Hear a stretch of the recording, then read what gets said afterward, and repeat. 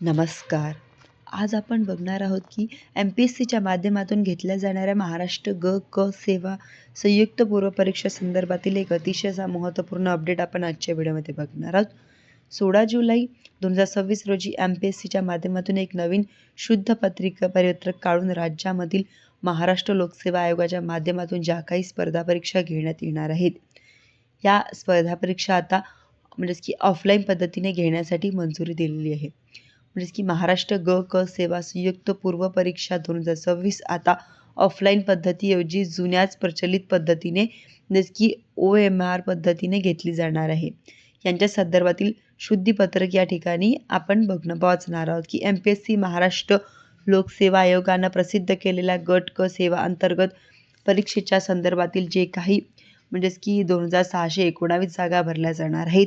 या जागांसाठी रिक्त पदांसाठी जी काही मेगा भरती केली जाणार आहे, यांच्यासाठी 25 जून 2026 रोजी प्रसिद्ध केलेल्या जाहिरातीनुसार ही परीक्षा ऑनलाईन पद्धतीने घेतली जाणार होती. परंतु या निर्णयाला उमेदवारांकडून मोठ्या प्रमाणात विरोध करण्यात आला आणि विद्यार्थ्यांच्या माध्यमातून मोठ्या प्रमाणात याला विरोध करण्यात आला. याच अनुषंगाने आता एक महत्त्वपूर्ण बदल करण्यात आलेला आहे. आता ही परीक्षा 27 सप्टेंबर 2026 ऐवजी सुधारित दिनांक 25 ऑक्टोबर 2026 रोजी घेतली जाणार आहे. नवीन संयुक्त मुख्य परीक्षा ही 27 डिसेंबर 2026 रोजी घेतली जाणार आहे. याच अनुषंगाने आता अर्ज स्वीकारण्याच्या अंतिम तारखेसुद्धा मुदतवाढ केलेली आहे.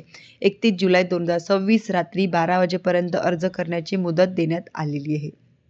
असून 3 ऑगस्ट 2026 पर्यंत रात्री 12 वाजेपर्यंत ऑनलाईन पद्धतीने परीक्षा शुल्काचा भरणा करता येणार आहे. राज्यातील 37 जिल्हा केंद्रावरती ही परीक्षा घेतली जाणार आहे.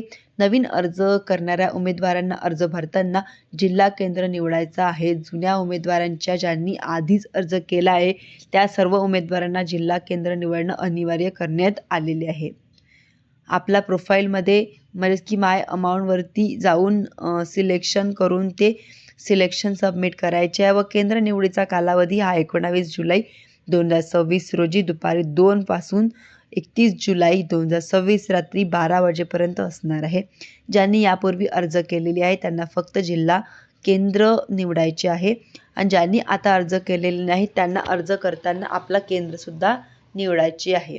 शुद्धीपत्रक हे काढण्यात आलेले आहे. अशाच नवीन अपडेटसाठी तुम्ही माझ्या चॅनलला सबस्क्राईब करायला विसरू नका. धन्यवाद.